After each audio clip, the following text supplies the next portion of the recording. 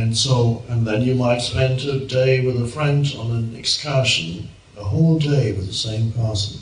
Ooh.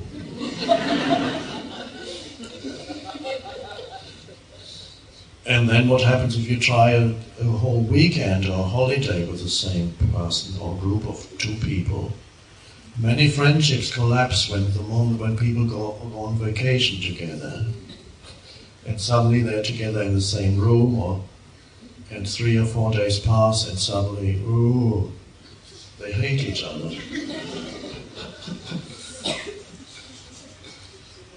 It's the human condition in its present stage, and so gradually you make it more difficult. It's wonderful. Try it out. You find out many things in that way. So rather than seek some kind of perfection immediately, just be present with the moment and gradually build your way up. If you have an intimate relationship at some point and it works, beautiful. Human fulfillment can be there without an intimate relationship. Intimate relationship is the added on. You can have it as an added on in the words of Jesus. Seek only the one thing that matters. Seek the kingdom of heaven, which is here, now, within. Can't be seen out there. Doesn't exist elsewhere in space or time. I'm paraphrasing the New Testament. Seek only that, the kingdom of heaven, and all the other things that you think you need or that you thought you needed will be added onto you. If not all other things that you thought you needed, many of the things that you thought you needed. That is a tendency for life. When somebody is true to life, which is true to this moment, and lives that truth, then life tends to give you things that before you would have needed for your happiness. When you're already happy now, and I don't even like to use the word happy, because it sounds a little bit too superficial almost. It goes deeper than happiness. When you are rooted in the fullness of life now, in the spaciousness of who you are beyond form, in the stillness within, that's always there. When you're rooted in that, then you don't need the things that before you thought, I can't be happy unless I have that. I can't be happy unless I get that. Your life is probably full of things like that. If you have not awake yet, well, most of you are. I can't be happy unless... You can still have a preference, of course. I'd like that. I'd like to live in a nicer place. That's fine, but my sense of stillness and aliveness and the deeper happiness does not depend on that. I'm actually fine here. But you have a preference. That would be nice, but if it isn't, I'd like a nice relationship, an intimate, beautiful relationship would be very nice to have, but I'm not unhappy without it. I am deep within where the polarities of male and female are actually one. In the stillness, you're not male or female. In the stillness, you are both or neither. In the stillness, the polarities haven't separated. Life hasn't separated in the two polarities. But it's in the world of polarities where you have either a male or female body, there that you can feel a certain pull towards the other polarity. You can feel the pull that way. And that pull you continue to feel in the absence of a relationship, even if you feel fulfilled in the stillness of your being. On the surface level, you can still feel a certain pull this way or that way. But that pull doesn't make you unhappy. You can just still feel it. It's still a bit, And that pull, if it's not full, if that pull is not that surface need, that's what it really is. If it isn't met, it doesn't mean your life is unfulfilled. Your life is completely fulfilled in the fullness of now, in the fullness of that still vibrantly alive presence. Your life is already fulfilled. And if you do not fulfill your gender identity, as I call it, your gender identity is your identity as a man or your identity as a woman. Many people in older cultures, in still many cultures of the world, are totally identified with gender. It might form 80% of your sense of self. You're a man, macho, man. And that's 80% of your sense of self, or 90%. Or you're a female, and of course you're meant to give birth, you're meant to be a wife, you're meant to fulfill your function as mother. And if you don't, society in some of the old cultures despises you. You're not fulfilling your gender identity, and they don't know that there's anything else apart from your gender identity. They don't know there's anything else.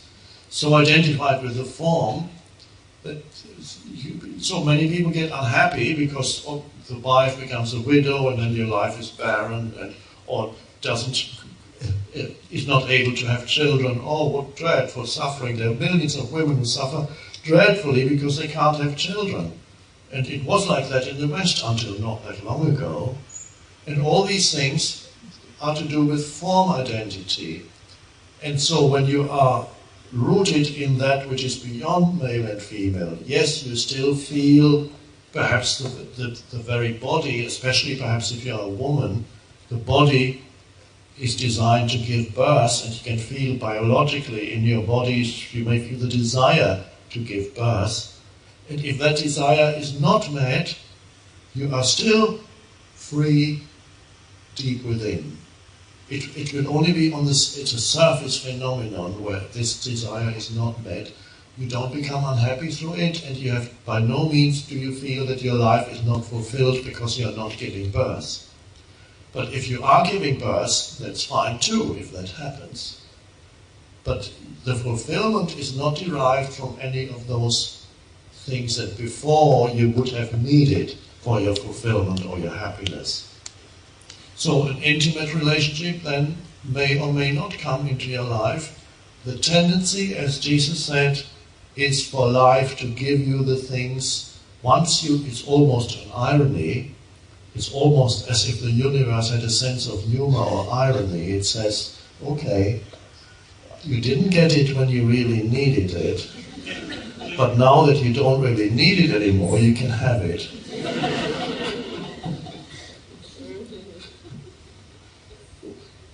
And that's how it works. And so that means things come to you, sometimes miraculously and easily, and you say, oh, that's great.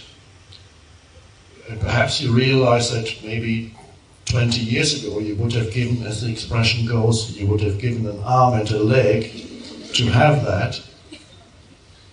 But now it's nice you acknowledge that it's nice and beautiful, but it's not that meaningful anymore. It doesn't have that enormous importance that it would have had before. My ego would have loved writing a bestseller. I mean, it would have had a great time. But of course, my ego could never have written a bestseller. It's just and now the fame comes and says, well, it's nice. It would have been great when I was in my 20s.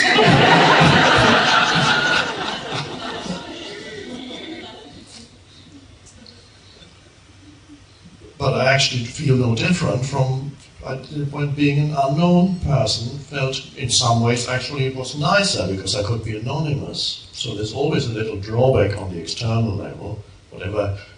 There's always another side where you get something nice and think, well, that's nice. On the other hand, that was maybe even nicer before. But you accept what comes, and at some point life might say, okay, it's time to let go, and then when you're not attached because you don't need your fulfillment, okay, here we go. Fame comes, and perhaps then fame goes, and then perhaps 20 years later you go into a bookstore and say, do you have my book, The Power of... Is it still selling?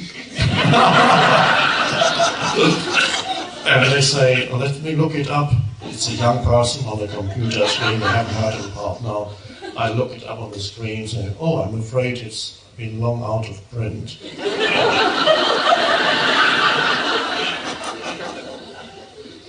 And it doesn't matter that much. It's fine. Hopefully in 20 years nobody will need to read it anymore. That's good. So this is the adding on that Jesus, the very deep truth. And you can actually smile when it happens. So, amazing. Now it comes.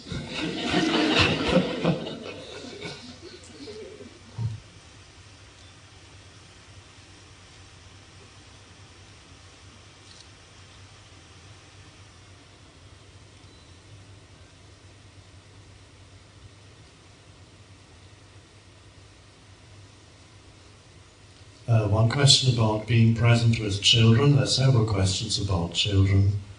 Does being present with children mean letting go of imposing discipline in the form of consequences, punishments, etc.? And if certain behaviors are damaging to others and or their environment, what then? Now, saying yes to the present moment is sometimes misinterpreted as meaning that whatever comes into the present moment, you say, that's okay. The yes is an internal yes. It doesn't mean when somebody suggests something to you that you, for example, come to children in a second, suggests something to you that you know is harmful, you are not able to say no. He says, oh, I have this, you want to buy 3 hits, will cost you, well, I don't know the language.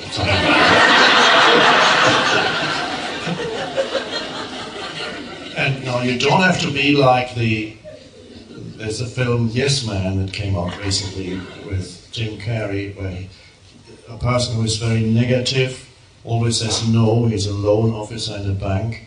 Then he goes to a seminar, and the seminar leader, his main teaching is you say yes to everything. I can detect a certain influence there in the film. And so this character then suddenly changes his life, and whatever comes into his life, and he's been up until that point been very trapped in old behavior patterns, very negative, lifeless, and suddenly he says, okay, I'll practice the yes. And of course, on the one hand, his whole life changes and becomes an adventure, and he does the most absurd things and incredible things. But he says yes to everything. So, whatever it is, even on the computer, when he sees something like meet Iranian women or something, he says yes. And so the next day he has an Iranian woman sitting next to him, doesn't know why. Or a tramp comes in and says, can you give me a ride in your car? And he says, oh yes, okay. And so of course, eventually the life becomes havoc. And then towards the end of the film he learns it doesn't actually mean that you have to say an actual yes to every situation. It's an inner non-resistance to the present moment, but you can, and sometimes you have to say no to the present moment when it comes with, you want to buy these drugs? No, thank you. You don't say yes, or take that, you'll have a great time. Say no, thank you. And the child now, sometimes children do something that puts them in danger, and if the child climbs up a wall and there's a drop down, 100-meter drop, and the child says, no, I want to walk on this wall. You're misinterpreting the teaching when you say, okay, I just have to say yes to the present moment. That's not how it is. You see very clearly what is needed in the present moment, and in that present moment there's a clear no that arises. But the no does not come out of a negativity, and that's what really injures the child. It is when you are disciplining a child and it comes from a negative state of anger, which is usually fear underneath it. And I sometimes see a mother or father who are shouting at their child and say, don't you ever go there again, you could die there. And the child is a terrible shock to the system of the child, almost worse than falling off the wall, to be shaken and shouted at by this, imposing this burst of negative energy with just fear on the child. And the child goes, oh! And of course the pain what is growing in the child every time that happens. Oh! You have to come from, it has to be a clear, I call it a high quality no. Get down from that wall! No fear in it and no anger, you just pull the child down. No, you explain, it's dangerous, you mustn't do that. But there's not this influx of negative energy, anger or fear onto the child. So very clearly, sometimes you have to set boundaries. This is how it is. No, you can't do that. Don't. You're not allowed. Fine. It's clear. No negativity. So you accept the present moment in the sense that you accept that this is what a child does. It tries out things. The child wants to be independent. And sometimes it gets into dangerous situations. And then you have to say no. But it doesn't come from a denial. You see, you completely accept that this is what a child does. You're not coming from a place that says, you shouldn't act like that. Or sometimes parents get angry when a child even spills something on the table. A young child not yet able to handle a glass or bottle properly, and they spill something, and the parent gets angry. It's absurd. You have to, you show how to do it. You don't say, oh, it's okay to spill. No, you say, this is not right, this is how you handle it, and then you try again. Now try it. So presence doesn't mean, and this is not just applies to children, it applies to any situation. Sometimes a definite no is required. It does not mean that you are internally resisting what is. And that's what I call the high quality no, in which there's no negativity. So that's what the protagonist also, I mean, not in such explicit terms, had to learn in the film.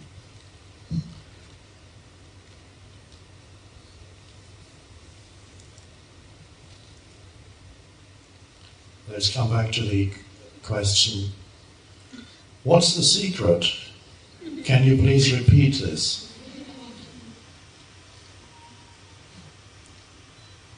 Now, it may well be that the question is being asked by your mind, who doesn't understand the secret and never will.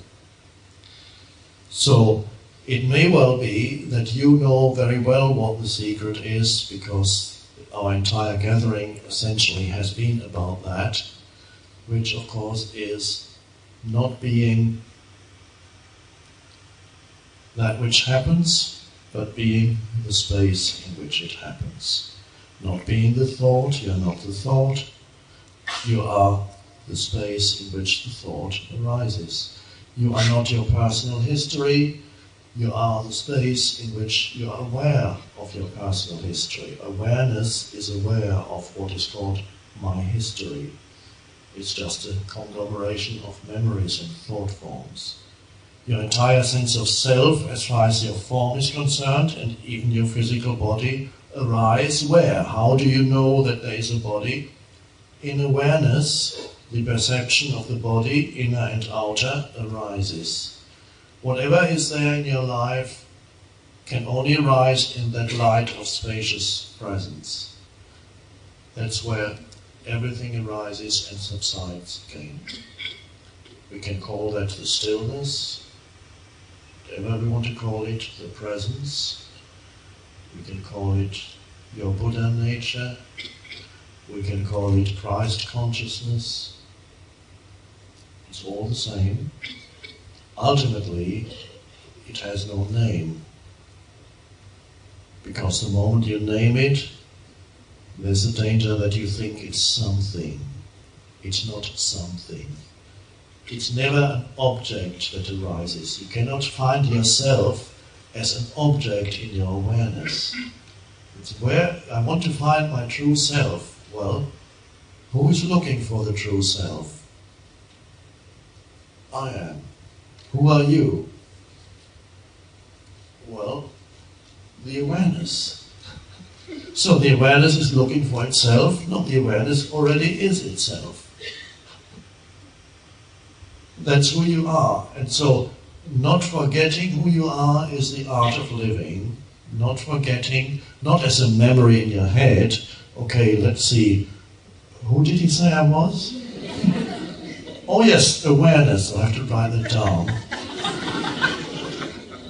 Remembering means living it in daily life, in situations. So you are there as primarily as a conscious presence. Secondary thing is you are also a person.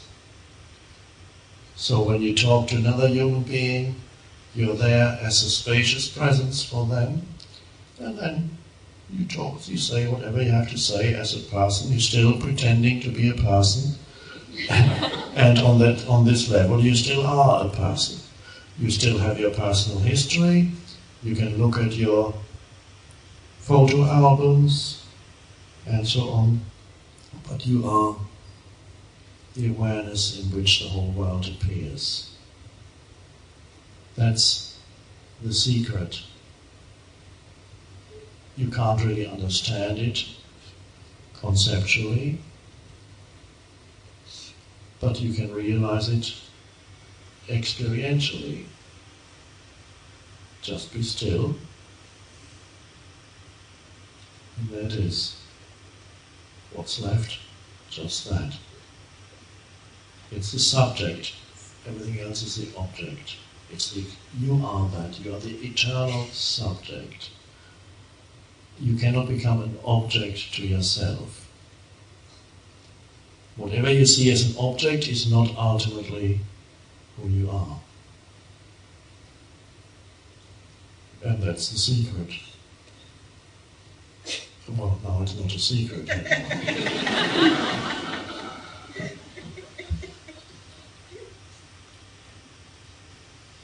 Thank you.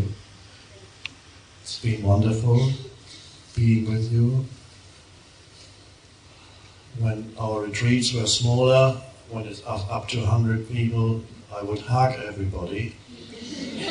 But if I did it now, it would take many hours. No, that would be fine too. There's a spiritual teacher who does that, and only that.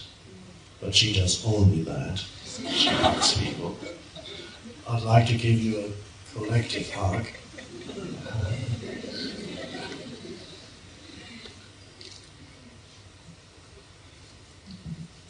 Thank you.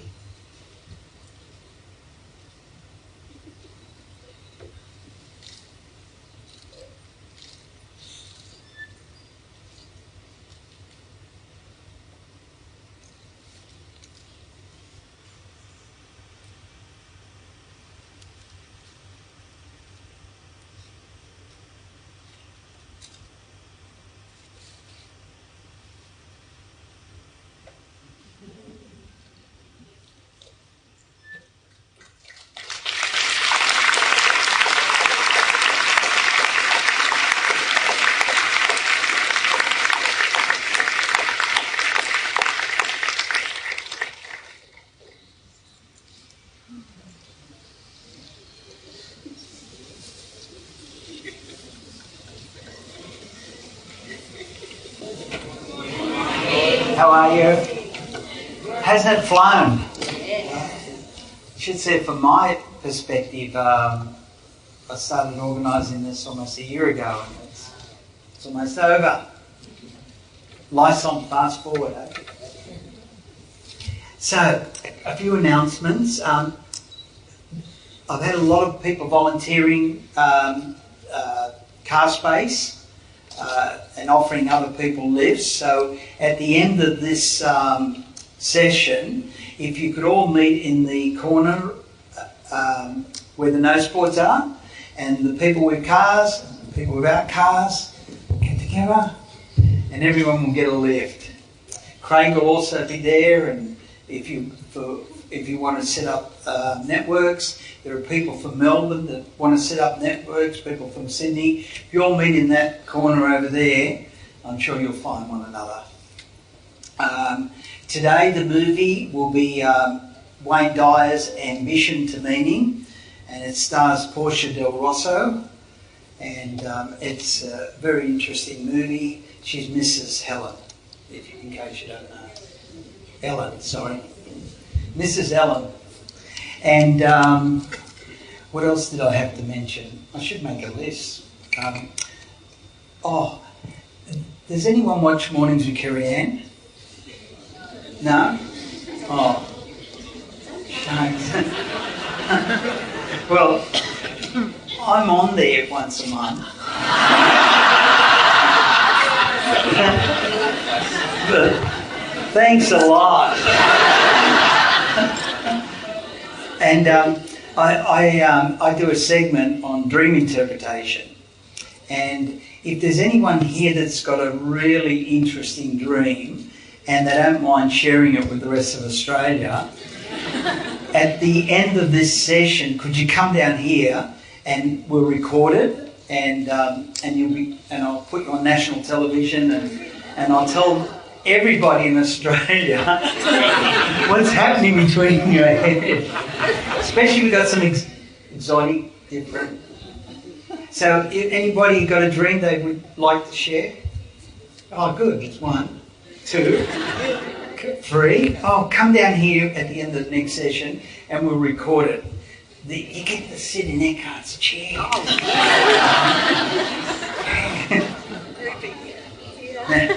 All right. So, we'll do that.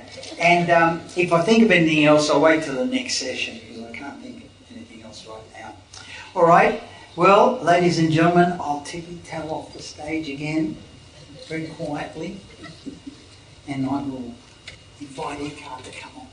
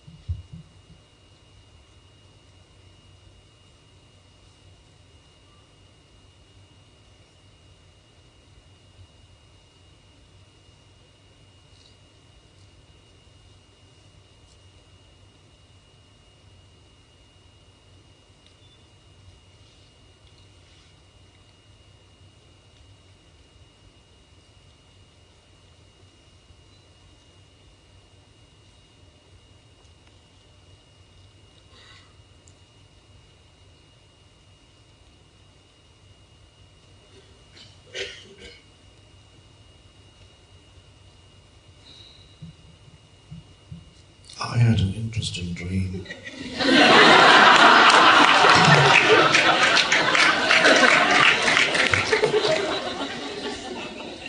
I was sitting up on the stage and there was a group of people and I was telling them of the dreamlike nature of existence until my voice suddenly failed.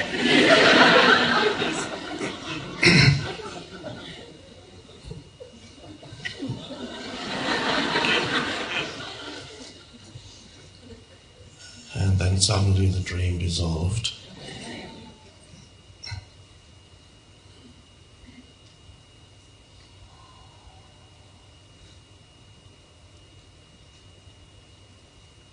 There's no question that normal existence on this plane, this dimension, has a dreamlike quality to it. That's why sometimes in some traditions in India and other places they talk about the world being not real. And then of course the philosophers come and start arguing, and one says yes it's real, the other says it's not real.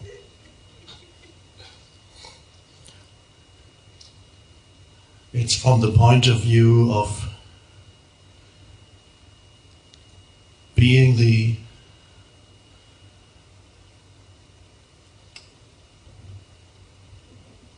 awareness, being rooted in that dimension of awareness, who you essentially are, and looking from there out onto the world of phenomenal existence, phenomena that arise and subside. Coming from there, it does seem somewhat insubstantial, and you're very much aware of the fleetingness of all situations and conditions and people, that there's nothing absolutely stable out there, and if it appears stable, that's an illusion. So the original statements that the world is unreal probably came from certain human beings who were rooted in that dimension of the unchanging awareness, which is in everyone, in you. It's just a shift of attention. This is the retreat back from the mind. One step back, maybe another one. Oh. And then from there you see phenomenal existence in a somewhat different way, less solid. It seems less solid, it also seems less heavy and less serious in absolute terms. Things may still be serious that happen in this world in relative terms. One could say, for example, this person is seriously ill, or he had a serious accident, or this marriage situation is critical. It's all true from a relative viewpoint, that's true. If you step back and look upon that from the timeless dimension, the spaciousness within, then yes, you'd still acknowledge it is serious, but it loses its absolute seriousness. And there's a realization deep within that is beautifully expressed in the preface to this huge book called A Course in Miracles, which some people like and some don't like, that's fine. The preface consists of just 3 sentences, and it says, if you understand the preface, you don't need to read or do the Course in Miracles, so that will save a lot of time. And that preface is written from that realization of the relative nature of what's all phenomena in this dimension. And so this is how it goes. Nothing real can be threatened. Nothing unreal exists. Herein lies the peace of God. Just that. The peace of God, of course, is the peace that emanates from the unmanifested. The only place of true peace is the peace that emanates from there, from the source. It emanates out into this world. And then you know nothing real can be threatened, which of course implies the forms that you see arising and subsiding and coming in, being born and dying on all levels, whether it's a plant, or an animal, or a human being, or on a cosmic scale, a planet, or a sun, or a galaxy. The forms are not in themselves real. They are not autonomous. They don't have this autonomous reality that they seem to have. That's also the delusion for human beings who are not awakened to the reality of who they are. They believe themselves to be autonomous entities, not really connected to anything else. And so humans believe that they have been somehow born into this world or born into this universe, and there's me and then the rest of the universe, the world. There's the universe and me. And so, of course, you were not born into this universe, you've come out of it. And you go back into it. You come out, all forms come out of the source, the spacious, empty fullness of the unmanifested that was there before the Big Bang and continues to be there. So the forms have not, the reality within each form is the one reality, the one life, expressing, manifesting itself through billions of forms. But each one of the billions of forms is sustained by the one life. It is only a temporary expression of that one. So there's only the one, and appearing as the many, and that from the point of view of someone who is rooted in the unmanifested, language is of course always not right, there is no someone even, doesn't matter.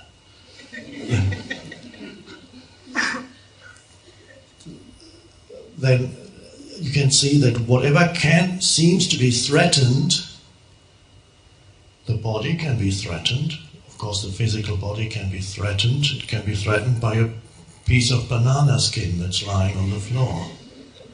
And suddenly you slip on it and you're gone.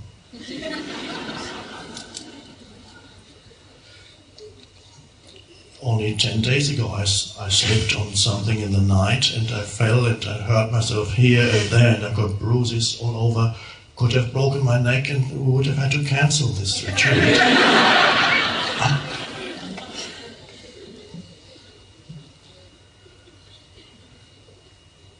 And that would have been serious and upsetting if you didn't know that nothing real can be threatened.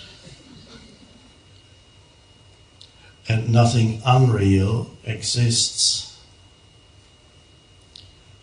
So the statement, of course, should not be analyzed, and you cannot get to the truth of it by further analysis. A statement like that is a pointer. It points to that place within from where you can verify for yourself the reality of that statement. And to verify for yourself the reality of that statement, of course, you have to become still, so that your attention moves from the world of phenomena.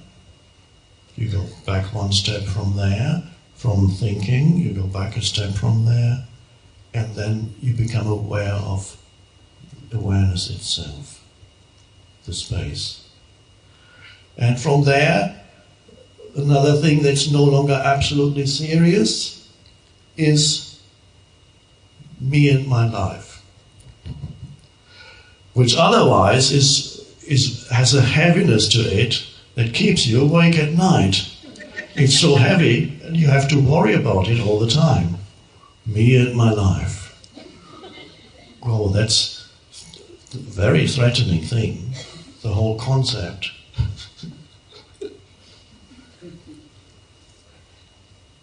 And that's a wonderful liberation, that you realize whatever you call me or my life, here's my job, what is my job? Well, it's whatever I do every day. But of course, at this moment, whatever your profession or job is, you're not doing it now. It's just a concept in your head, a thought in your head, a conceptual sense of self. So you're identified with that as my job. It's a mental concept. And the loss of it, because you're identified with the mental concept, even the impending or the possible loss of it can keep you awake at night. And you don't realize that you are not your profession. It has nothing to do with your identity of who you are. And so, as you know, many people, they become redundant. That's the English expression. They get laid off, I think is the American. They are let go of, or in New York they are fired.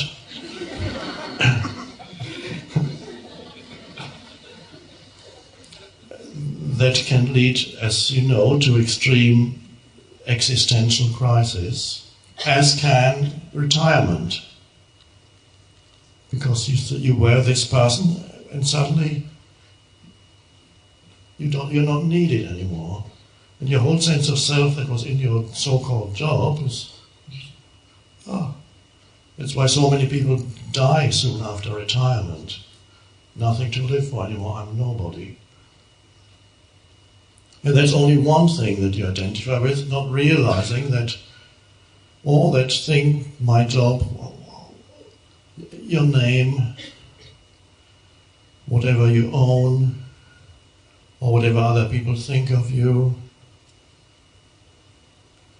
or whatever your life situation is, it all arises in the field of something deeper. The person that you think you are, the me and my story, and the me and my life, arises to whom? It arises to the awareness. It arises in that field of awareness. It's an image, a concept, a form that arises there. And so you can stand back from my so-called life and realize what you call your life is no more than thought forms. It's not who you essentially are. You also realize my life, just to use that expression, is an illusion. Because it implies that there's you and life. If you say my life and believe in it, I occasionally say my life, but I don't believe in it. If you say my life and believe that there's an absolute reality in that statement, what does that imply? It implies there's life and there's me. And that implies I have life. Life is something that I have. Well, who is the I that has life? And then immediately the illusion arises that you can lose your life. If you have life, you can lose it. But what is it when you lose your life? What's left? Well, then it's I left or nothing left. But if there's nothing left, then there isn't me and my life.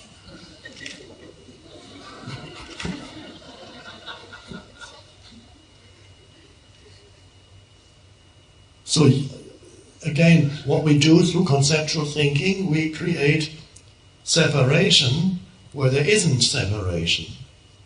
So there's nothing wrong with it if we just use it as a tool. But if we look to conceptual thinking for some deeper answer or realization, then we are being misled. If you're looking to conceptual thinking for any kind of relief, we are not going to find it. I don't have a life because I and life are the same thing, they are one. I am life.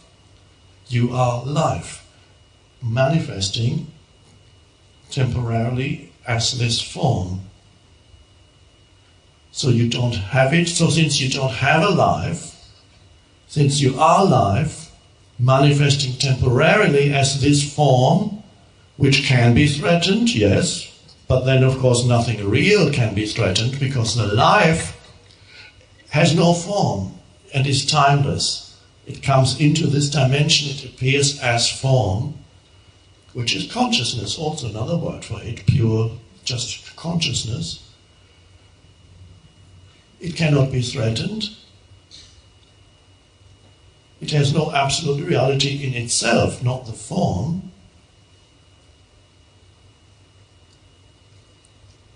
So that's an incredible liberation, that since I don't have a life, I cannot lose my life, because there's no I apart from life. There's no I apart from consciousness. Consciousness and I are the same thing, the one, same, no thing. Consciousness and life are one. And so I cannot lose consciousness because there is no I separate from consciousness, no I separate from life. I am life, and I realize that all other forms are manifestations of that underlying oneness. The flower, the baby dinosaur, the blade of grass, the sun.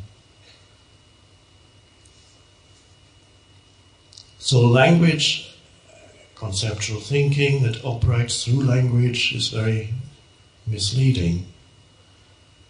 I am life, timeless. I am consciousness. So that's what a relief. And then whatever you think you wear is an appearance. It's very much like you can use the analogy, of course, it has been used before. For those of you who haven't heard it, this projector of a film, I first learned about it when I was about 8 years old. For Christmas I got a cinema projector, and then I looked at it and I realized how it works. There's a film, and the film, I had to do it by hand. The film is nowadays, there's a little electric motor, but I had to do it by hand, and they put in the film, mostly a cartoon, and then there was a very strong light behind the film and a lens. And so the images will then appear on the screen. So that's how I think it still works these days, except you don't do it by hand. Even when you go to the cinema and watch films, there is a light, a very powerful light behind, and then there's a film and a lens, and the light shines through the film. And so what all that the film does, it obscures here and there, it obscures the light. And here and there it obscures the light, and then the illusion arises on the screen that there are separate entities going about their drama, or comedy, or both. And all they are is ways in which the little points where light is obscured. Now let's continue the analogy just for a little bit longer.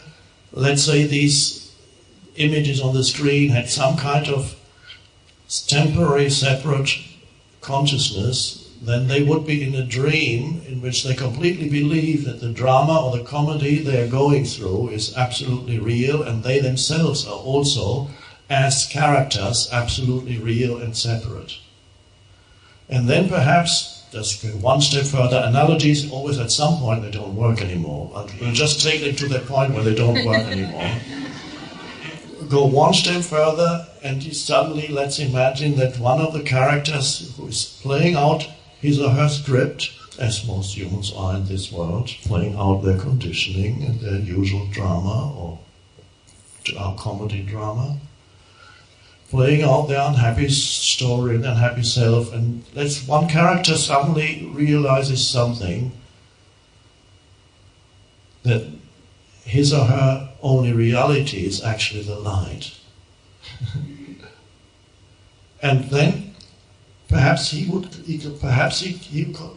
has to continue carrying out whatever drama is happening on the screen, knowing that it's only a drama or dream or play of forms.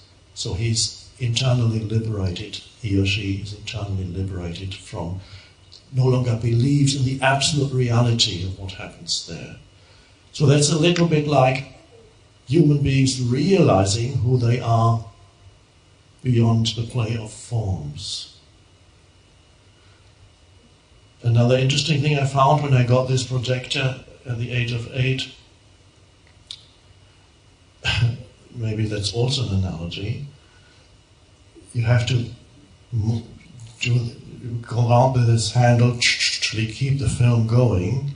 And then I wanted to experiment.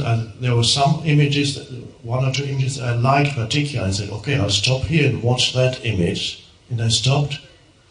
And after 2 or 3 seconds, suddenly a hole appeared in the middle of the image, and it grew, and it went, and then all I saw was just light.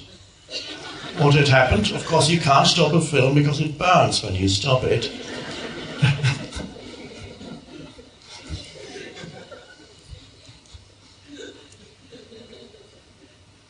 Well, I think that's a good analogy too.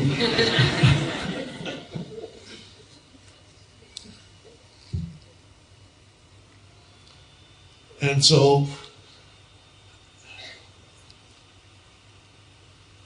the entire story of me and my life is something that appears to who I really am, the awareness behind it.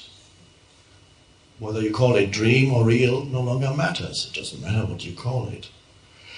What matters is that you see that it has become less threatening and also, sorry about that, less promising. Both. The play of forms, my life, and how it unfolds, less threatening, that's great. Less promising means the illusion that something in the development of me and my story is going to be of absolute importance, of such importance that I finally find my realization and fulfillment in it. That promise also disappears. You're no longer looking to your life for, which is the so-called the life of form, for realization or fulfillment or absolute happiness, because that you already have, because you realize who you are beyond it. You are the light, you are the consciousness. And that realization is the fulfillment. And that may not be, when you first touch it, it seems so subtle compared to the gross nature of sensory perception and the gross nature of thinking. When you first touch it, it seems so subtle, that field of spacious awareness, that it seems that it's not a big thing, but it is vast. And as you go there, so to speak, more and more, sense it, what it can only describe is it comes more fully into this dimension. It's almost paradoxical thing. I'm attempting to use words to describe something that you can't really describe in words. And then there's an enormous power that suddenly comes into this world through you, very different from what the world calls power. It's not power that says, I am more than, this form is more than some other form, not that kind of power. A different kind of power comes through you into this world. And it doesn't matter what that power does or if it does nothing. Perhaps you only have a few more months or years or weeks or days or hours to live, and the flowering of consciousness, when you realize that essence of who you are, your consciousness has already flowered where there was this body, it's fine, your life is fulfilled.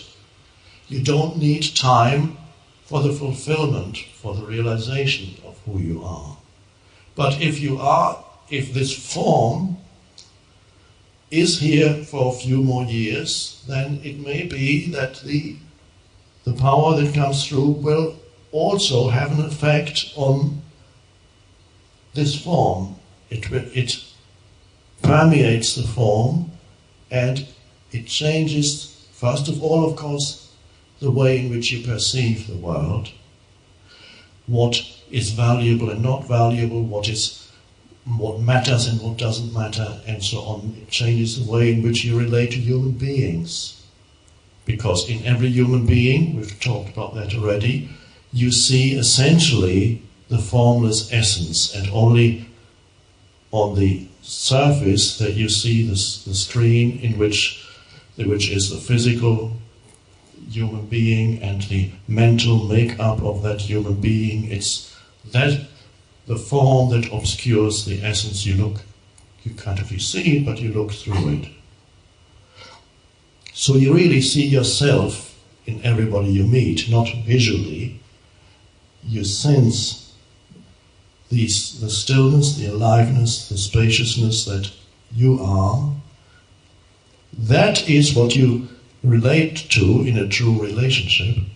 That's what you relate to in the other. That is what you recognize in the other. And that recognition is, if love has any meaning, that's what it means. It is that recognition of the other as yourself.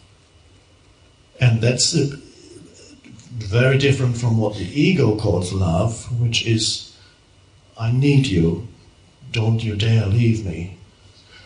I'll get the lawyers otherwise.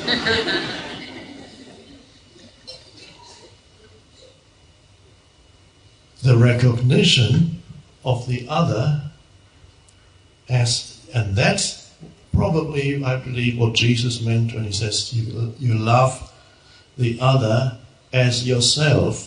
I don't think he meant you love the other as much as you love yourself, because you don't love yourself. That's an intermediate step, by the way, for those people who are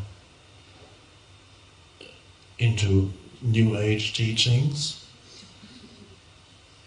Of course, loving yourself, your life unfolds far more harmoniously than if you hate yourself. So loving yourself is a great thing. And then the next step is not having a self. Just being the love, you could say, being the space. Not having an entity that says, I love myself, and then you have to look in the mirror every morning to remind yourself, and you have a little sticker on it, I really love myself. It's a bit like, do you think Bill Gates has a sticker on his mirror that says, I'm wealthy, I'm wealthy, I'm wealthy?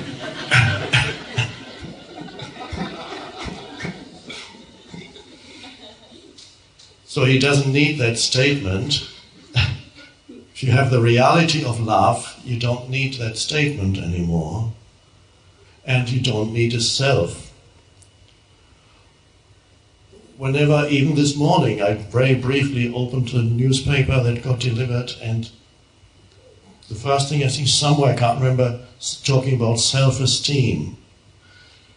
Almost, you can go to any kiosk, newspaper, news agent, and open any magazine at random, and you're likely to find an article on self-esteem. And that's, it must be a problem for many people.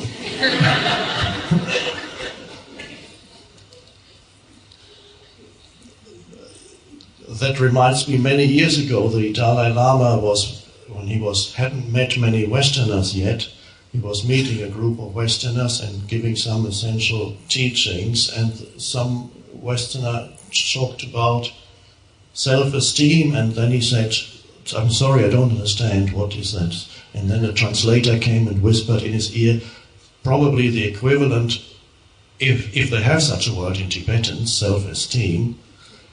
And then he frowned and he still didn't understand, even after the translation. And then he went around the group and asked every person, "Do you have a self-esteem problem?" And they said, most of them said yes. One or two said, "No, I don't," but they probably had the biggest.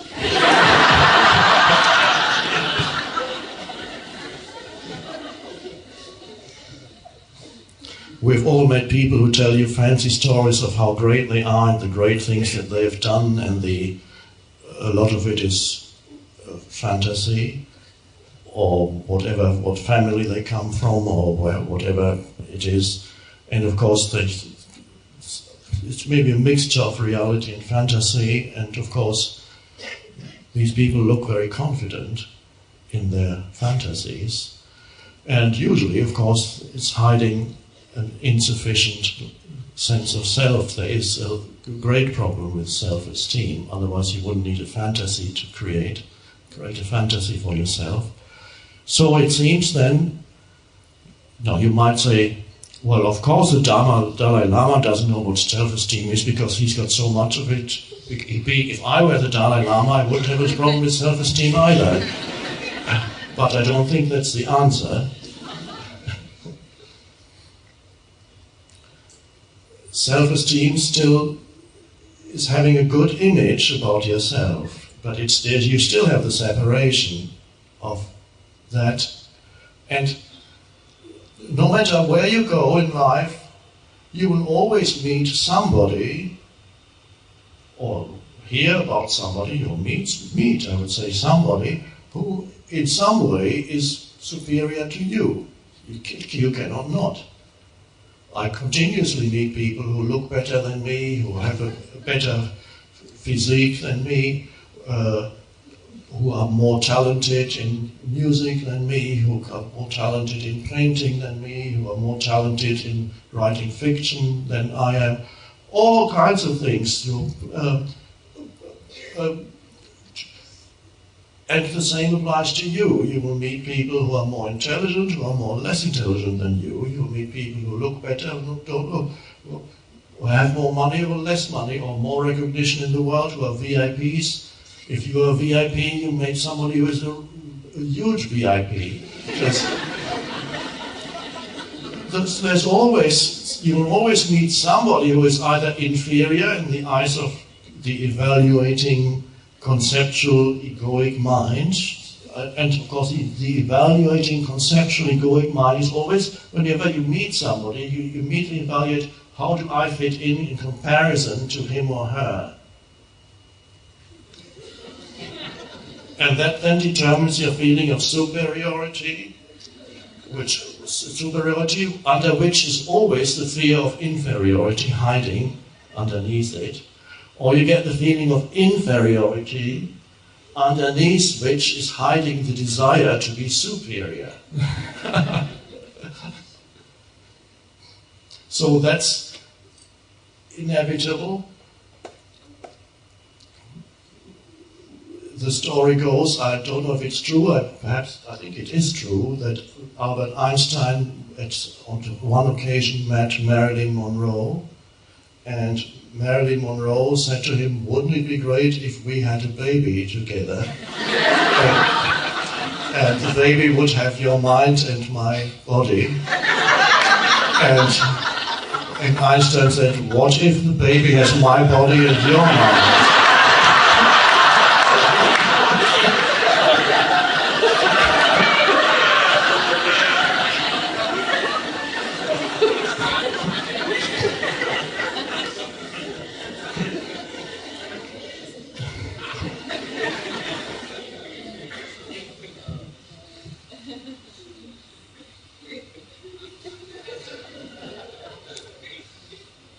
So the comparison of yourself with others means you still come from this is an ego device. The Course in Miracles, by the way, talks about it quite a bit. Always the compulsion to compare yourself to others, which means you're still living through a conceptual sense of identity. And so, as you retreat back from identification with concepts, as you no longer derive your sense of who you are from the conceptual images in the head, no longer coming from a conceptual reality, then self-esteem is not really an issue anymore, or we could say then you have infinite self-esteem. But you probably would not call it anymore self-esteem. You have infinite self-esteem because you sense that which you are is of infinite value, but it is no greater than anybody else in essence. So it's no greater than any other life form, even in essence. And so it is precious, it's indestructible, and it's not even an it. It's who you are. So you can then meet everybody being yourself without needing to play any role, because it's this need for comparison and be better than brings up the compulsion to play roles in order to appear as greater or more this or more that. And it's all extremely limiting. You can then being yourself, and being yourself essentially, now the mind says, what does that mean, being yourself? And then you try to be yourself, and it's a role again, because you're playing this role of being totally natural.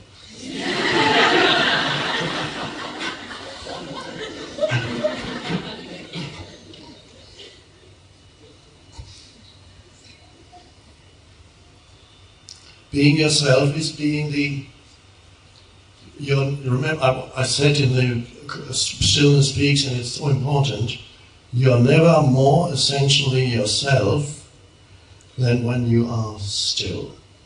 That's where your real sense of who you are comes from. The only I there is the I that's the stillness, the beingness, the presence, the light, whatever.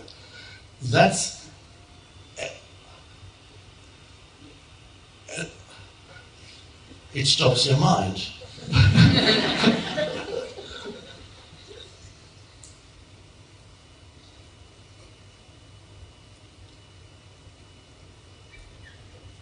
And that's a wonderful thing.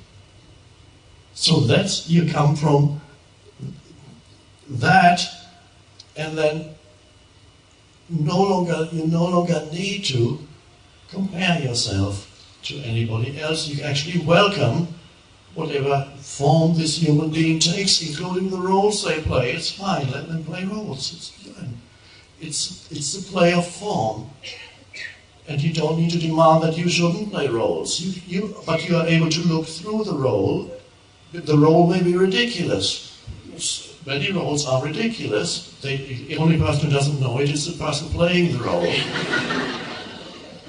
But you don't confuse the role they play with who they are. So they are not essentially ridiculous. You can just look, it's like perhaps a child. You would look through the antics of a little child. You look beyond that to the deeper reality. So you don't respond by playing another role to fit into their role, which is often what they want you to do, the role-playing entity, which is the ego. So you just don't participate in role-playing, and you become more simple, more powerful. It's quite possible that you don't get invited to as many dinner parties as before, because maybe you don't talk enough anymore. Not that you never talk, but speech becomes more aligned with presence.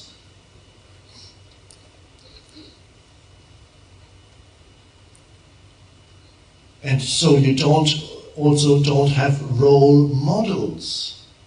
Another thing is an intermediary thing. I don't condemn role models as basically undesirable, but it is an intermediate step. It's good perhaps for a young person to have a role model for a while, but that may well become a limitation too. Remember the story which Oprah was telling in the web seminar, and some of you may remember it. She was a young newscaster at some local TV station in her early 20s, and she was reading the news, and at that time her big role model was a TV personality called Barbara Walters, very kind of icon in the States, and so she wanted to become like Barbara Walters, so there's nothing wrong with that. And so she was reading the news kind of in a very dignified way, attempting to give it some gravitas. And so she was reading a list of countries, and she mispronounced the country of, she read one of the countries was Canada. And suddenly she started to just say Canada. Of course I meant Canada. And then she laughed, and she experienced incredible liberation when she laughed. Because the role collapsed, and she felt that power that was there behind the role. The power wasn't in the role was actually obscuring the power. So she became freed up inside, and then she gave up wanting to be like Barbara Walters. And she could just be herself.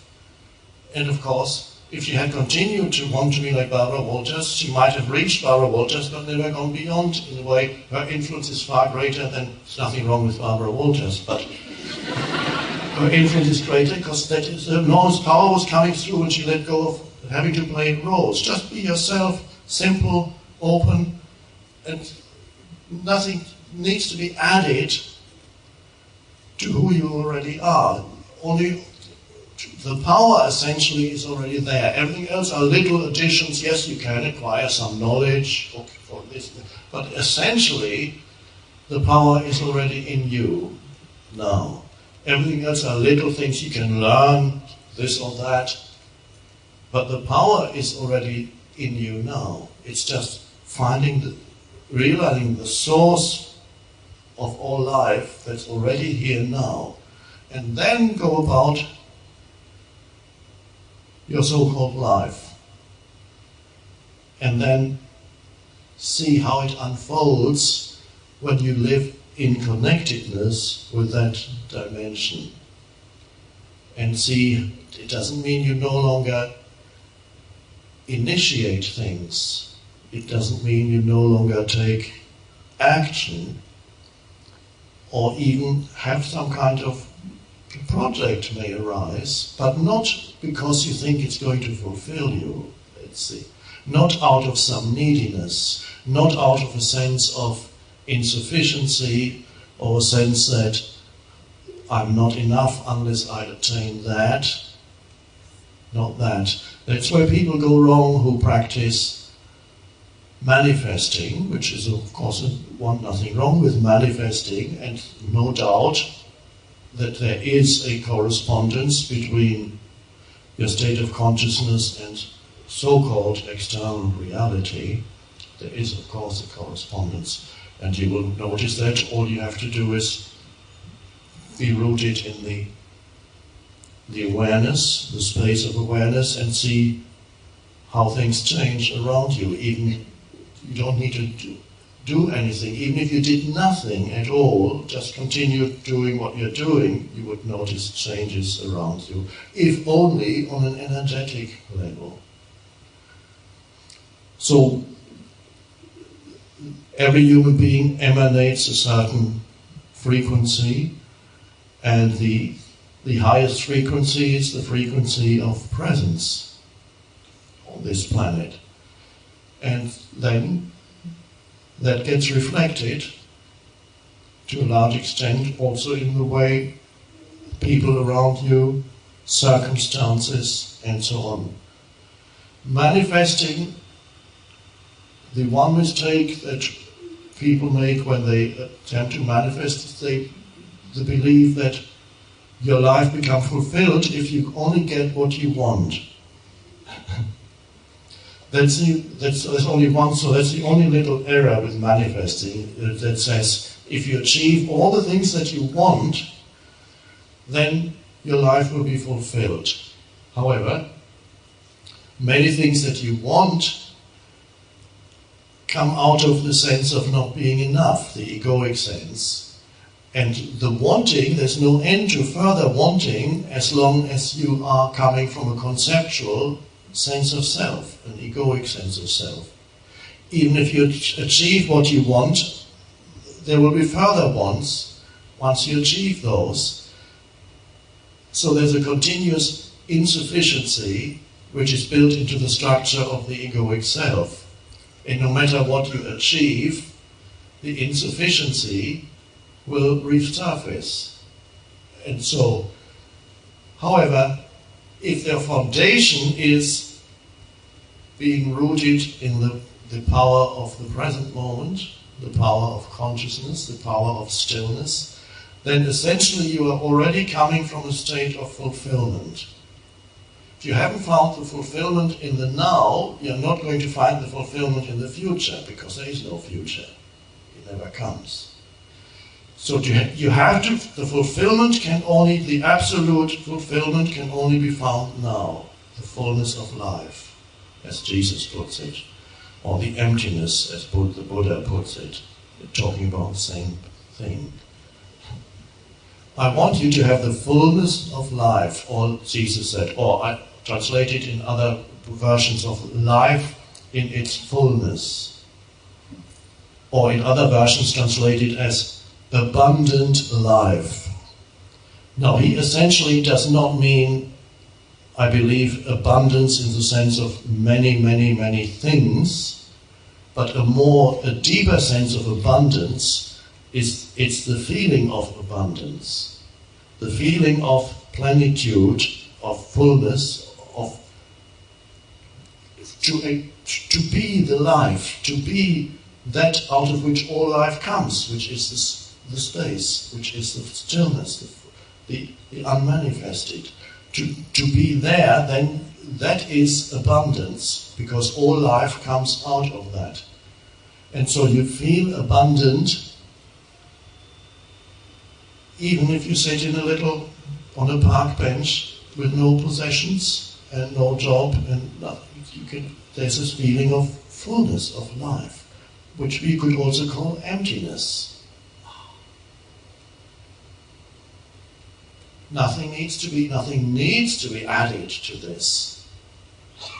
So that is the foundation. If then, as you dwell in that, your state of consciousness shifts from conceptual to real, then you may find, if you still have a few years left in this dimension, in this realm, as this body, you may find that certain things come through you. You may wake up one morning and say, oh, this is what I'm going to do. And then perhaps you better wait a few more days or weeks to see if that's still there. Yes. This is an image comes of, and this is how the consciousness wants to use this form to express itself through in this world. And it might be a simple thing like, I'm going to open a hairdressing salon, and everybody who comes will not only get a good haircut and hairdo, but everybody who comes will be received for who they are in that joyous, spacious, open stillness. And so they will come in and feel better, not because they have a better haircut, but because they have been recognized for who they are. And so not anything, but many, many things in this world could be used as ways of transmitting, ways of consciousness coming into this world. You may become a counselor, you may open a healing center, innumerable possibilities. Many of you will, in one way or another, I know that, if you are not already that, you will teach, not necessarily in a formal sense, but as this consciousness arises in you, you cannot not teach. Because not necessarily in a formal way, not necessarily sitting on a stage and talking, but that may happen too. It's a natural thing, because this is where the evolutionary impulse of the universe is moving to the flowering of consciousness through the human form. So really, many, many humans are looking for that, and they will recognize you, and you will recognize them, perhaps not necessarily by looking at them, but they will open their mouths and then they will suddenly ask a question or say something, and if it's a true question, not a question that comes from the egoic mind and that in reality is already full of their own opinion, if it's a true question, you will experience the wonderful phenomenon of opening your mouth and saying something that you didn't know you knew.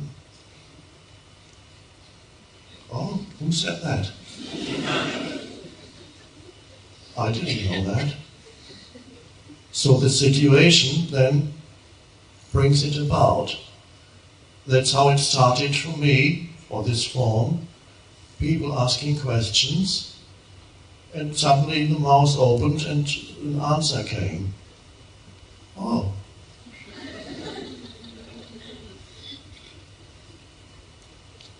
And so many of you will teach, in the Course in Miracles, Paul says, teacher of God. But since I don't use that word, it's not called that.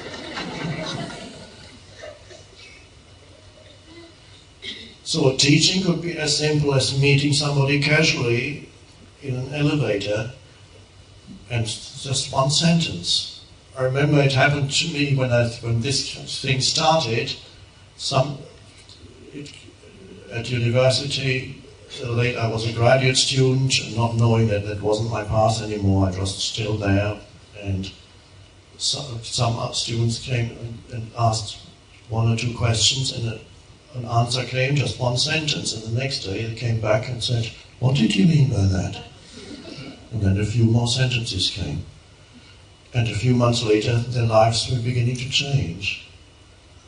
And one said humorously, "I wish I'd never met you."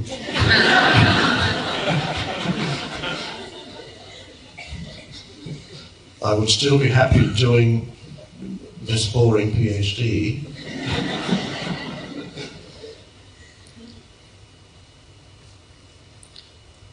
So that's and you will also find that as you teach, so to speak, if you can call it that,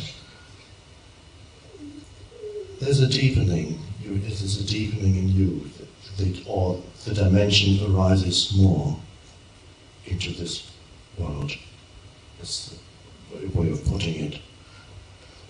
So there's always,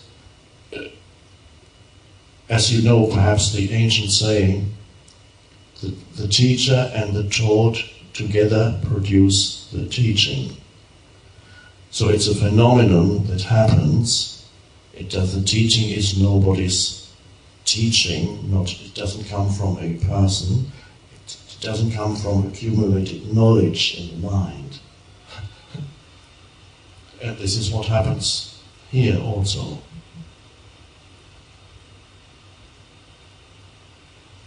So self-esteem, then, you go beyond that. Since if you don't have a self anymore to believe in, of course there's no more self-esteem. You are neither superior nor inferior to anybody you meet, in essence, and that's a great liberation. And any quality that you see in another, any talent, is no longer threatening as it is to the ego. Especially if you meet somebody who is close to what you are doing and person has greater talent or plays better than you this instrument or that, then the ego immediately shrinks or wants to compensate by criticizing the other and devalue the other's aliveness or attainment or whatever. No, you welcome the power that comes through human beings as a talent or as this or that, as you welcome it wherever you see it. There's no competition anymore. What a liberation.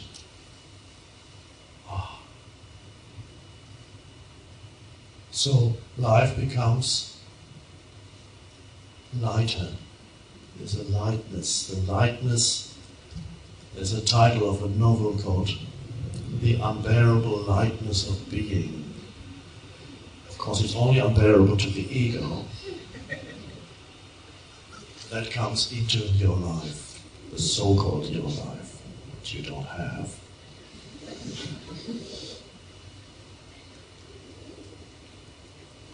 One little thing to be aware of as this unfolds in you, obstacles to it. The ego is still there for a while. Ego simply meaning the unobserved mind, the mind in the absence of the awareness. In other words, when the mind uses up your consciousness, the consciousness that comes through this form for its own purposes, you only have thought, no space around it. At least you're not aware of it. That's the ego. The unobserved mind is the ego. Once you know that this is the mind, you're the awareness. Once you observe certain mind patterns in yourself, you're not trapped in them, you are the awareness behind it. But the ego, we can look at the ego as an entity, that's one perspective, or we can look at the ego simply as a deep-seated pattern in the mind, that's another perspective. Which one is more helpful? Both have good side to it and a bad side to it. If you look upon the ego as simply a pattern, you may underestimate it. If you look upon the ego as an entity, you may overestimate it and becomes threatening, as if you had a little demon inside you. That's not quite right either, although it sometimes does appear like that. The ego also has emotions that go with it, of course, the unobserved emotions that go with certain mind patterns. And there is in human beings, in some more, much more than in others, something that we could call the addiction to unhappiness or suffering, which can surface periodically in you. A mood comes in, you're suddenly overtaken by a dark mood. Complete change, just an entire different energy field suddenly takes possession of you. You wake up in the morning perhaps, or something little goes wrong in the middle of the day. One person is unpleasant to you and suddenly you feel...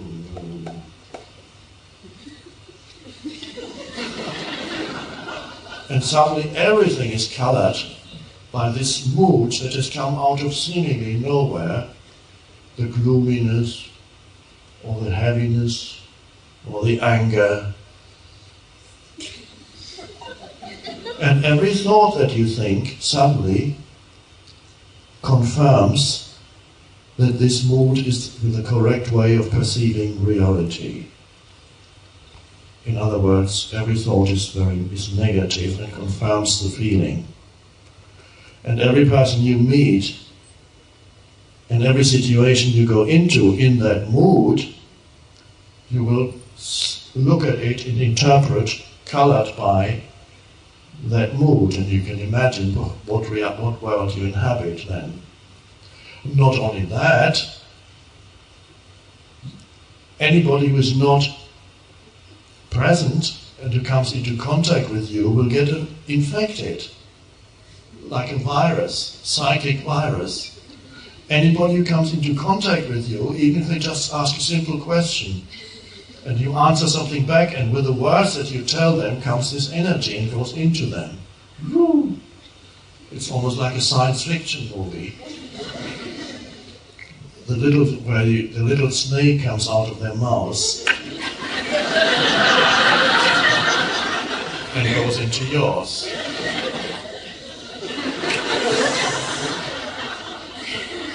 And you've become infected by that psychically, by that same mood.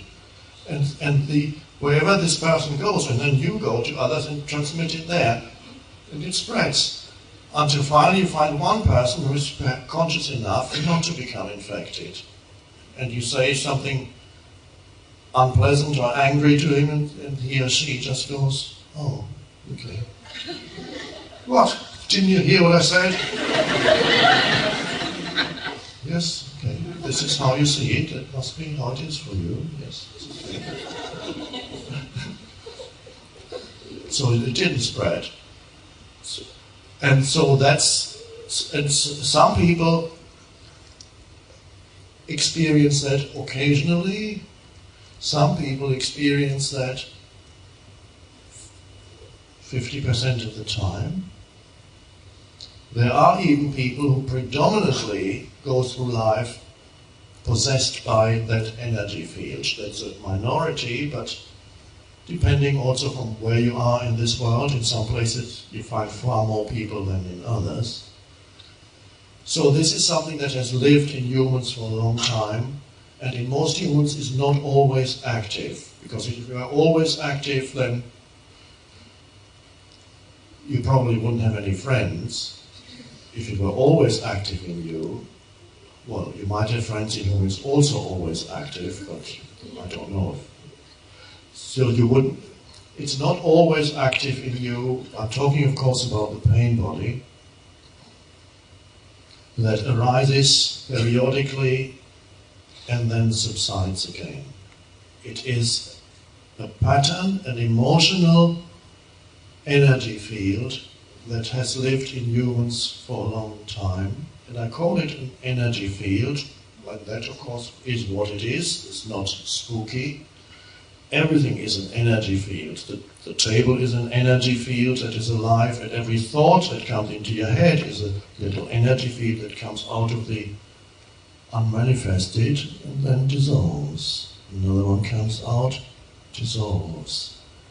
So that's an energy field that I sometimes describe as almost an entity that lives in you. It's a way of looking at it which comes fairly close to the truth.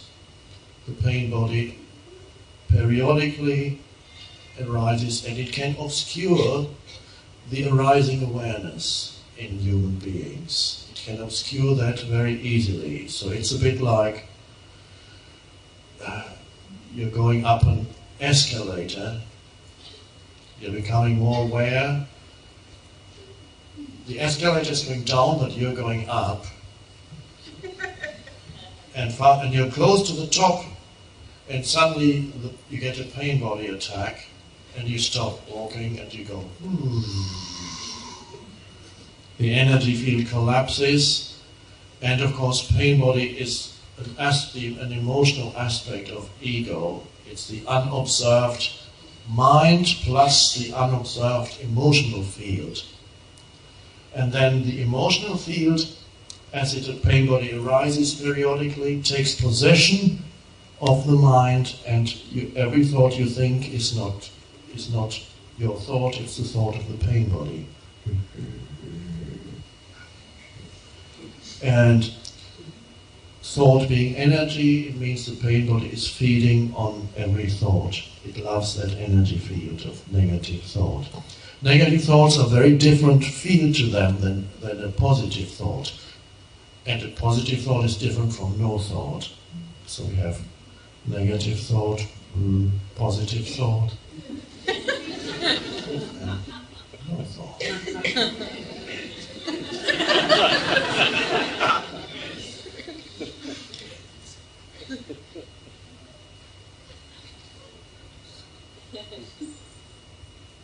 And no thought means there's no self.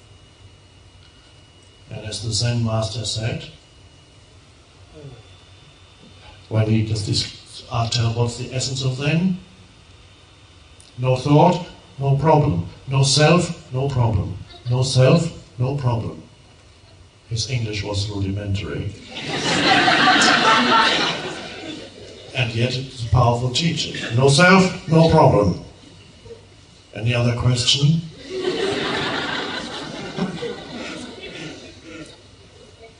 So the pain body loves the heaviness of negative thinking, the frequency of negative thoughts, and that is the addiction to unhappiness. And at that moment when the pain, the emotional field takes possession of your mind, you want, because you have become identified with the pain body and you want the pain body, you want that energy because you have become it. You don't want an end to it. Not only do you want it, you want others to join you. And not only do you want others to join you, you want others to feed you. The same energy. You want others to feed it back to you.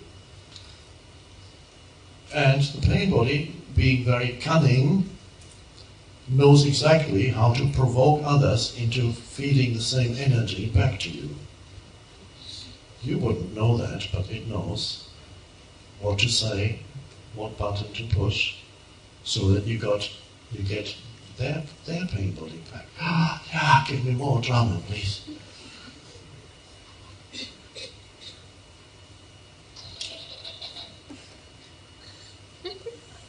Relationship.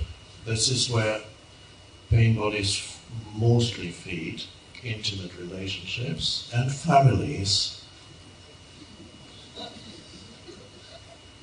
Because you can't get away from these, otherwise you can run away. If it's a friend, you can say goodbye, see you next week. But if you're stuck in the same house,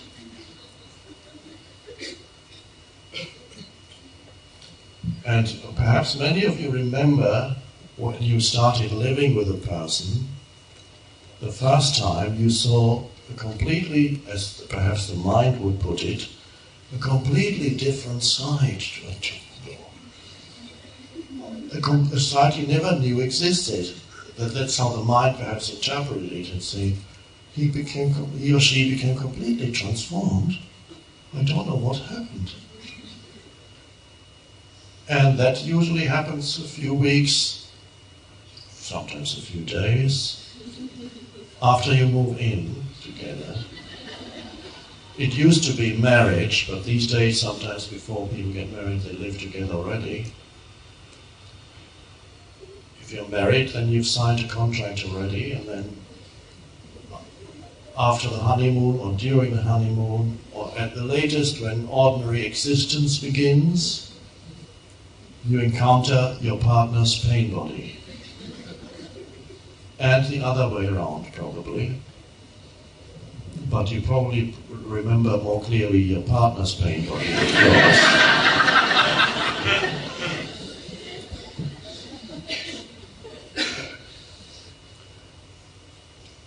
And not knowing what it is, it's quite a dilemma, because you suddenly question whether you made a huge mistake.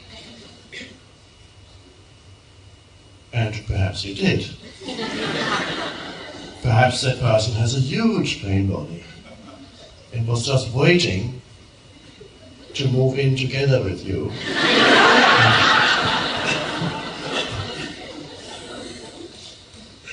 But let's say the person has a moderate, normal pain body, then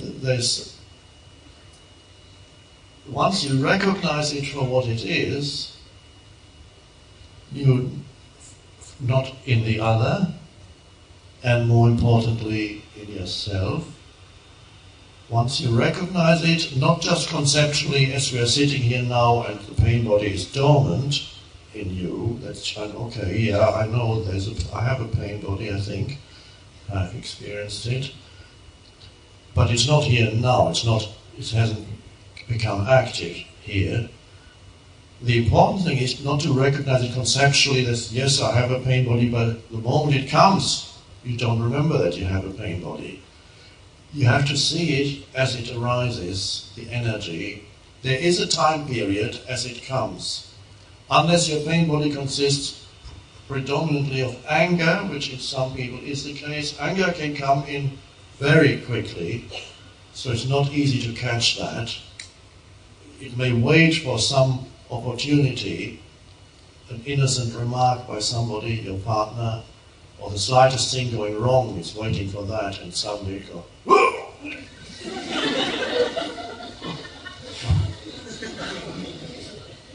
Other pain bodies, they come, you suddenly feel a change in your energy field.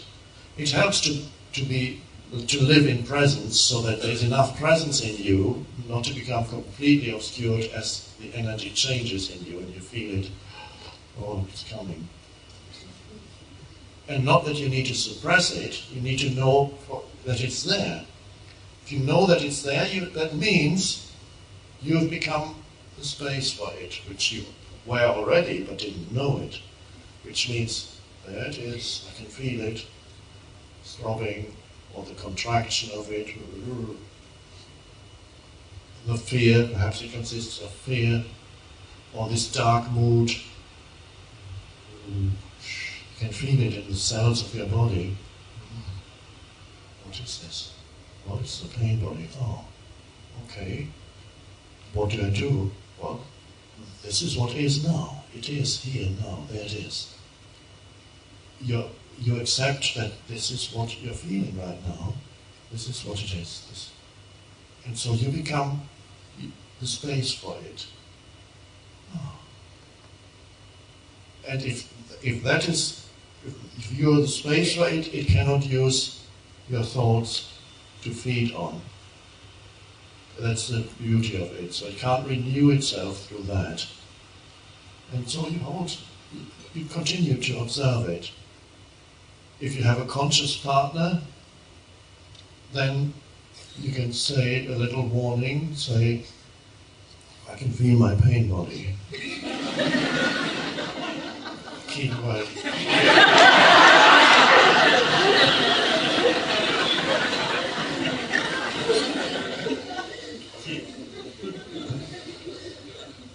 Come back in an hour or two.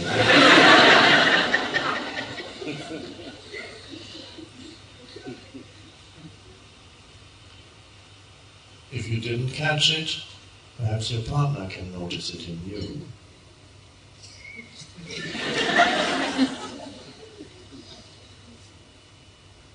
And then you can say, could that be your pain body? You have to be very careful.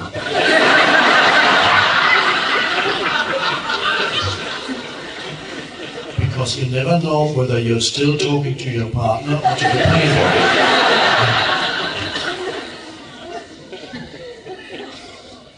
If you are talking to the pain body, there will be an immediate denial. And not only an immediate denial, there will be an angry immediate denial. So the angry immediate denial is a sign that your partner isn't there anymore. You're actually talking to the pain body. What do you mean, pain body? It's so not. You look at your own pain body.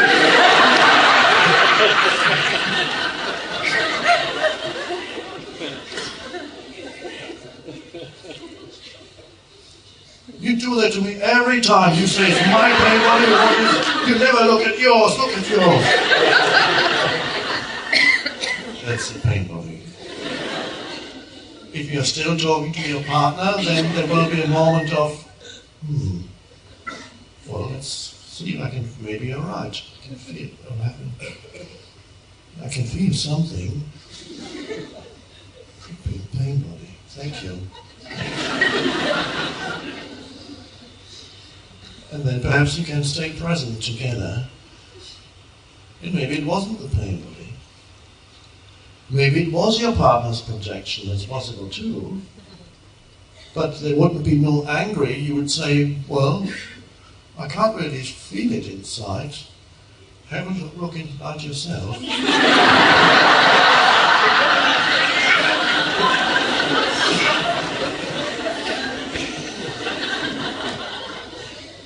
But that's setting not in any angry way, just I suggest, have a look inside yourself, and then it could be originating there, and then, okay. As long as there's the readiness to investigate, the readiness to shed the light of consciousness on it, that means there's still a presence, and you're not lost in it. And that's a beautiful thing then, to have an agreement with your partner. Next time we go, just before it all happens again, in other words, our habitual fortnightly drama, or weekly or monthly drama that we go through. Let's be conscious so that either we catch it in ourselves or in the other, and help each other with that. And knowing that, reminding ourselves that any quick, immediate and angry denial that there is a pain body in me is the pain body. You have to know that. Because only the pain body feels threatened by the suggestion that this may be the pain body. It doesn't want to be looked at. To you it will not be threatening at all. So you have that agreement. It may not always work. Don't expect it. Well, you can expect it, but probably you will miss it occasionally, and the drama will arise. And now there's a chance that in the middle of it, you can still wake up and say, what is happening to us? It's happening again. And it always comes out of nowhere. You don't even know how it started, the drama. Do you remember that in relation to your past relationships when you still had a pain body? You don't even, after the drama has been going on for half an hour, you can say, what are we actually arguing about? How did it all start? Can't remember. So it's actually immaterial, in many cases, the subject matter. The important thing is to have the drama. So, it may not always work. You may get lost again occasionally and only wake up afterwards and say, oh, there it was again. If you do not live together with another person or with a family in an intimate relationship, a close relationship, the pain body is still there and will feed on your mind mainly, your negative thinking. It loves that too. And there too you have to wake up and be conscious. If you're alone, the first thing that triggers the pain body could be anything. Even watching too much television can lower your degree of presence, or watching a violent film, or when the pain body is ready to awaken, a slight irritation with something or somebody can be an opening for it to come in. And suddenly something much bigger comes through where there was just a little irritation. So if you're alone, observe it for yourself. You don't then have anybody to point it out to you, but that's okay, you can just be there as it happens.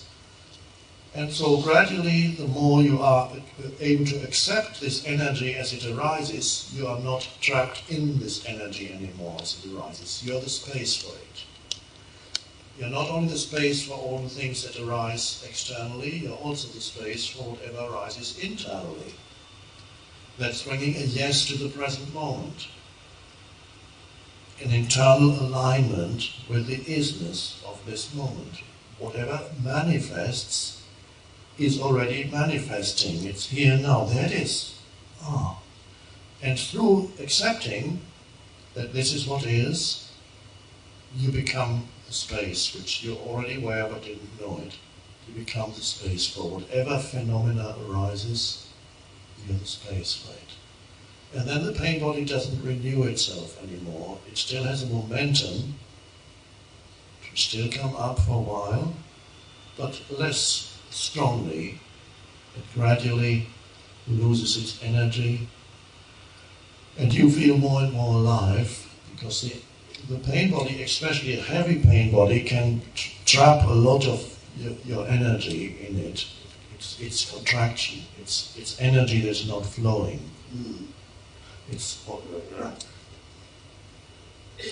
And so it's a wonderful thing. It actually is challenging, but it deepens your presence as you work with your pain body and your partner's pain body or people at work. Not mistaking the pain body for who the person is vital. You did not, even people who are, you occasionally meet people who are habitually possessed by a negative energy field. This is rare, it's maybe 1% of the population, but even that's many people. It doesn't sound very much, 1% of the population. People in whom the pain body is more active than dormant, or almost never completely dormant. And so, when you look into either person's eyes whose pain body is always there, just underneath the surface, you can see the emotion of the pain body in their eyes, and they're just waiting for you to say something wrong, just a little word. They're waiting for, they may say something challenging, and then they're waiting for some reaction, and then they will pounce on that. So there's a cunning emotion coming in their eyes. They're just going, where's the next drama? Where's the next thing I can complain about or accuse somebody about? And so there you have to be absolutely, when you recognize it in another, presence. There was a family member in my family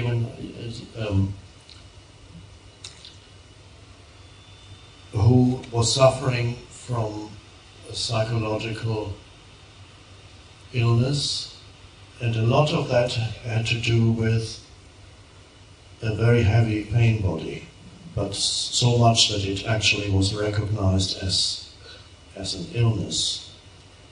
And I would visit there once or twice a year, and it was a wonderful practice. The moment I entered that house, visiting where this member of the family lived, the moment I entered the house, visiting for a few days at a time, I would sense my normal state, which is quite peaceful, intensify into absolute continuous meditation. And so it was wonderful arriving there. The moment the door opened, it was in absolute presence.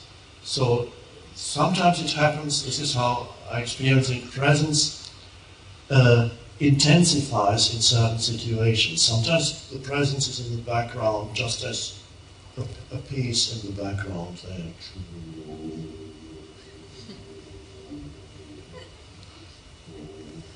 You do all kinds of things out here, you don't know. And then in certain situations it goes, it almost obliterates the world. It's so strong that it goes, so I'm translating into sound what the energy of it. And so that happened every time I entered that house to visit, because I knew this person is looking for an emotion in me to latch onto, a negative, to pull it out. And these were times when this person was absolutely behaving absolutely normally and consciously when I was around. And that was just, everybody was amazed. And she could even see that some of thoughts were actually delusions that she would habitually have about reality and other people. So I was forced into, not as a conscious decision, as something that happened naturally and spontaneously, continuous meditation. And as soon as I came into contact with her, and we had a beautiful interaction.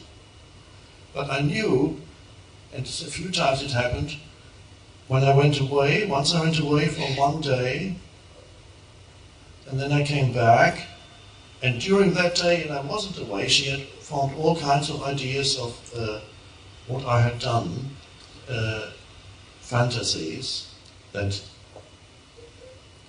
they were still present, so she was in a dark mood when I arrived. Suspicious. What do you really want? What do you want from me? And then it took a while again for half an hour or so of intense being there. And gradually thoughts subsided again. She was,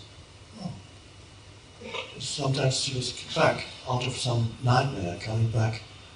Her presence returned.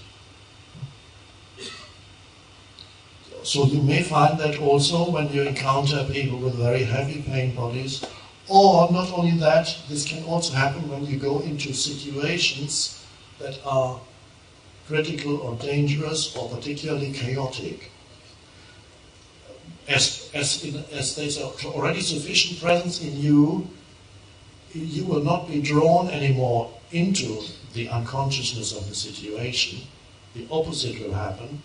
You will meet the situation in intensified consciousness. And that is, you will experience when things go wrong, so to speak, in your life. In whatever way. Something is lost, something is threatened. And you go, oh.